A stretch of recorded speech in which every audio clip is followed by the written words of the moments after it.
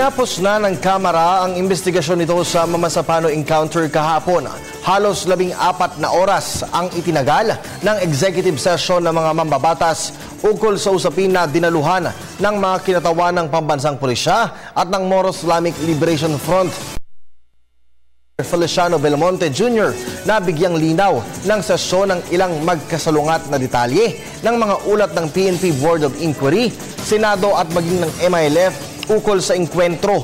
Kasunod po nito, nakatakda namang isalang sa deliberasyon ng Kamara ang panukalang Bangsamoro Basic Law sa Abril 20. If they will only take the trouble of going over the records in the Senate, going over the records in our own hearing here, going over the public records of the President, I think all of this have already been answered. All of them have already been answered. Andiyan na yung mga answer. I think they just want to embarrass the President by asking him here.